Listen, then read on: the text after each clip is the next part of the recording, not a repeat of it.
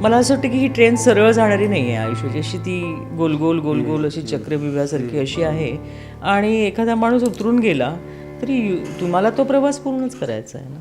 काय होतं म्हणजे तुम्हाला जास्तीत चांगलं कळेल किंवा तुम्ही हे काय चूक मी बोलते, पण आपलं दुःख असतं त्याला मी अनालाइज करायला खूप आधीपासून शिकले. आणि तेव्हा तर जास्ती की एक तर तो शॉक असतो, तो क्षण आठवतो आपल्याला आणि ते काय घडलं हे. आणि दुसरं त्याचा भाग असतो की एक आठवणींचा असा लोंढा येतो, कम्प्लीट लोंढा, म्हणजे जो कोणी व्यक्ती जाईल त्याचा.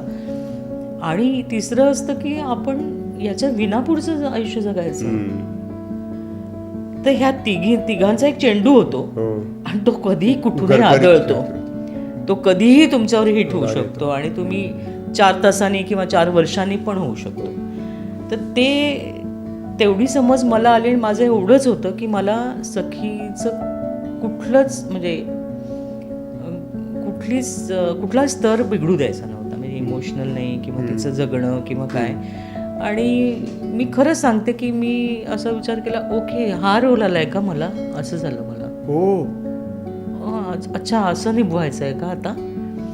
कारण की असं ध्यानीमनी पण नव्हतं माझ्या, म्हणजे माहीत असतं आपल्याला, पण आपण असं विचार करत नाही की आपलं व्यक्ती आपल्याला सोडून जाईल, विच वॉज व्हेरी डिफिकल्ट. आणि माझे वडील होते फारच पहाडासारखे येऊन माझ्याबरोबर राहिले.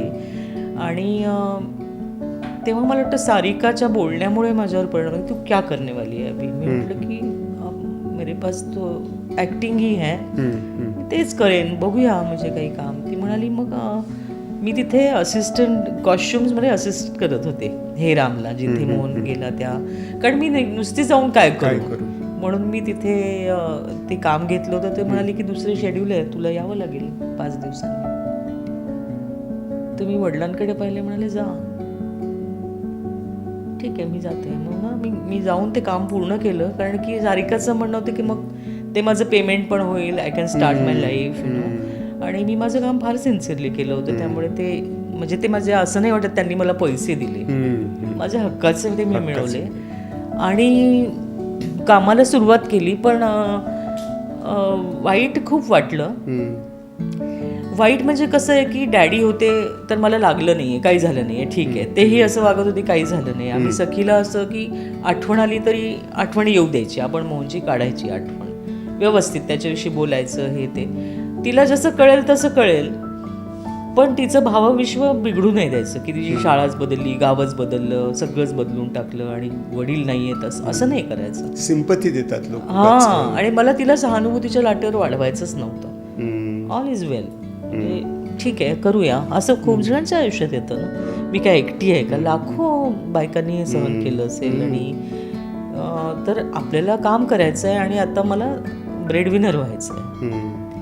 आणि luckily me I just tap the possibilities आणि मला चांगलं झालं, म्हणजे व्यवस्थित झालं, मला पुरेसं झालं. म्हणजे माझे काही एवढं मोठे बंगले घ्यायचे आहेत आणि गाड्या घ्यायच्या आहेत आणि परदेश टूर्स करायच्यात असं म्हणून तुम्ही काम केलं नियतीने तर तुमच्याकडे माहिती नाही.